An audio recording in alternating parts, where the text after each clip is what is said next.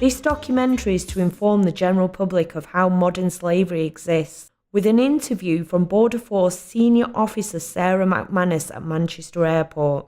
Also in this documentary will be case studies of victims of modern slavery, a news report, and helplines to signpost victims of modern slavery. Most people think that slavery only exists overseas. Modern slavery in the UK is thriving. The government estimates tens of thousands of people are in modern slavery in the UK today. Most people are trafficked into the UK from overseas, but there is also a significant number of British nationals in slavery. Most commonly, people are trafficked into forced labour in industries such as agriculture, construction, hospitality, car washes. Many women and girls are trafficked for sexual exploitation and domestic slavery. I was forced to have sex with him with lots of different men and often beaten. Others, particularly children, are forced into crime such as cannabis production, petty theft or begging. How does this happen? A person coming from a situation of poverty and lack of opportunity gets offered a job, apparently a good job in the UK, often loaning from the agent to pay for their journey. When the person arrives in Britain, the job and the conditions promised are completely different. Their passport is taken away and they're told to pay off their debt, and violence or threats are common to both the victim as well as their family back home. Most people trafficked to the UK come from Nigeria, Vietnam, Albania, Romania, China and Sudan, although victims can come from all over the world. In 2016, an estimated 40.3 million people worldwide were in modern slavery. 24.9 million were in forced labour and 15.4 million were in forced marriage. 1 in 4 victims are children. So how do people of modern slavery from outside the UK get across our borders? I came along to Manchester Airport to interview Border Force Senior Officer Sarah McManus.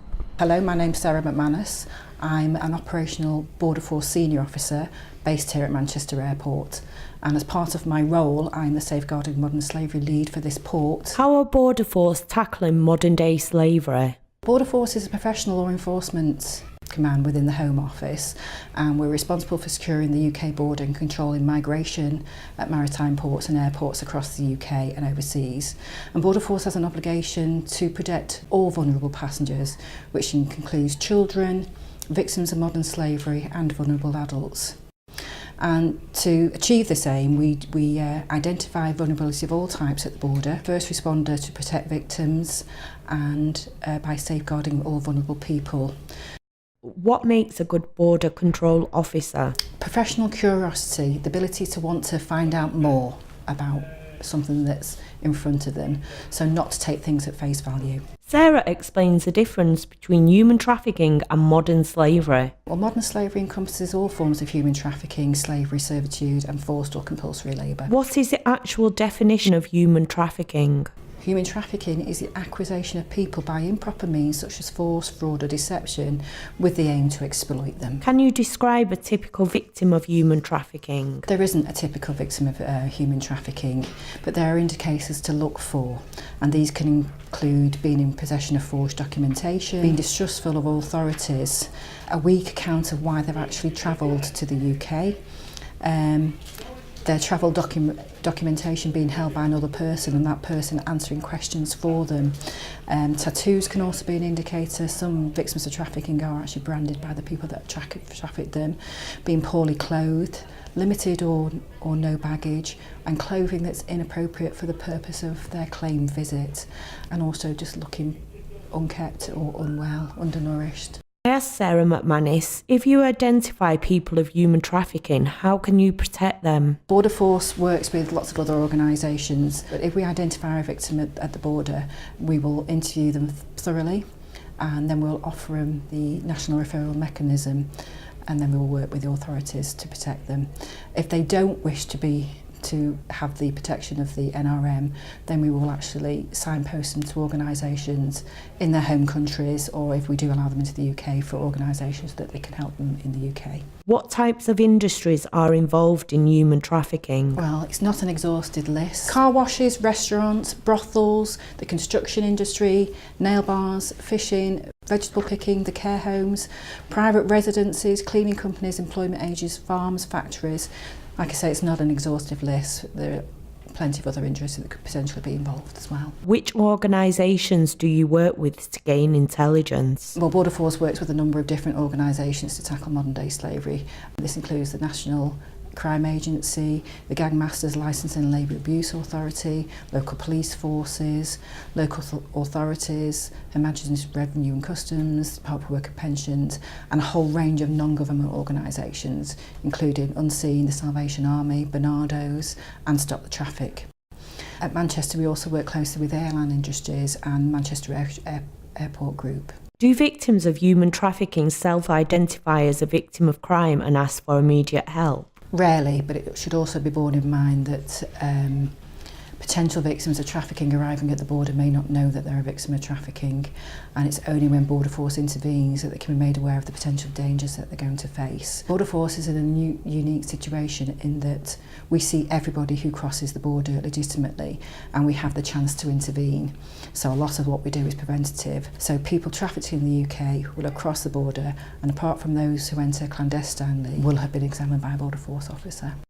I asked Sarah what types of human trafficking can be found in the UK. The types of exploitation seen in the UK include sexual exploitation, labour exploitation, forced marriage, forced criminality and domestic servitude. We will hear more from Sarah McManus, Border Force Senior Officer, after listening to a case study of Ben, a modern slavery victim survivor. The victim's name and some of the details have been changed to protect their identity. My name is Ben. I was unemployed and living on the streets of a major UK city when I was approached at a soup kitchen and offered work and accommodation by a couple who ran a block paving business. I was socially isolated, having broken up with my girlfriend and lost my job in a short space of time. I lacked any form of support network, seeing no other option, I agreed to go. I was taken to a site many miles away where upon arrival I was subject to intimidation and violence. I was forced to work paving driveways and I was paid little or often nothing for my labour. I was terrified of the consequences of trying to leave, so submitted to this abuse for a long time. Now we're back with the interview with Sarah McManus, Border Force Senior Officer. I went on to ask Sarah, how do you identify a trafficking victim? There isn't really a set answer to this. It can be a variety of ways. So we have our intelligence teams and who can provide us information. Previous cases encountered could also be an indicator. Known addresses or employers, and how the passenger presents themselves. Border Force is trained to look for all of these things, and officers trained in safeguarding and behavioural detection. So sometimes actions and body language convey more than words. What is the most dangerous myth about human trafficking? That human trafficking doesn't happen near me and it doesn't exist in this country. Unfortunately, a lot of what we see happens in open sight. How important are the use of dogs in your job?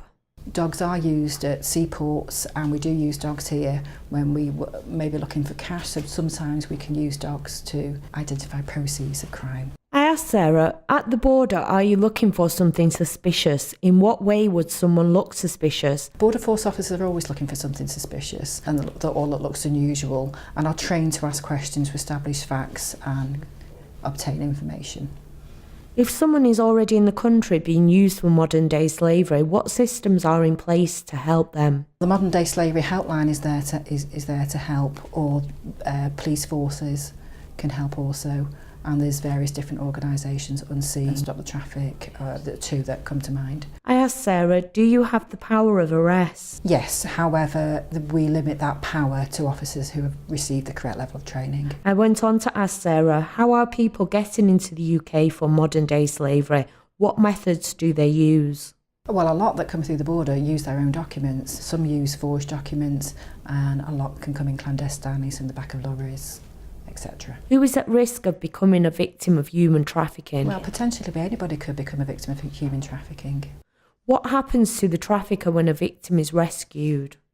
If the trafficker is identified, the Border Force and an organisation doesn't prosecute that. It would be the Crown Prosecution Service, but we will work with them and the police to ensure that they are prosecuted. And the Modern Day Slavery Act is the legislation in which we would seek to prosecute under.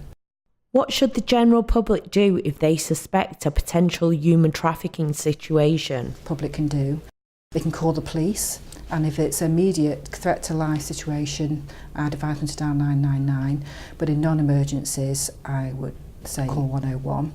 There is the Modern Slavery Helpline that's open 24 hours a day, and calls can be made anonymously, or they can report it online to the Modern Day Slavery Helpline. And of course there's also Crime Stoppers, which again, people can report things anonymously. Here is a case study of Dorina, a modern slavery victim survivor.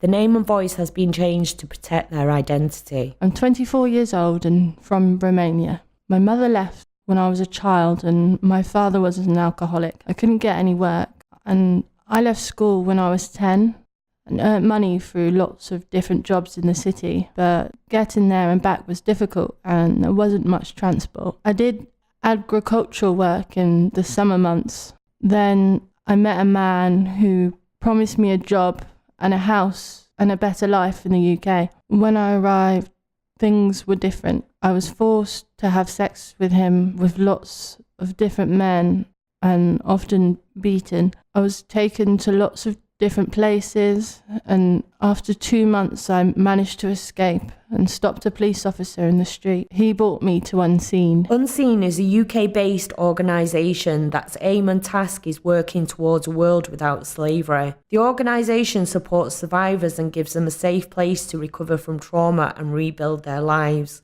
Tackling issues such as supply and demand are vital to eradicate slavery.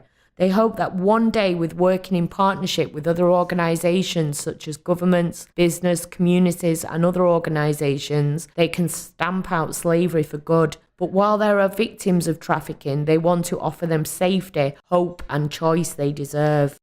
Victims will rarely seek or accept help because of the fear of reprisals against themselves and their families. Next up is a news report on modern slavery, read by Harry Stafford. The Co-op plans to create up to 300 jobs for victims of modern slavery by 2020.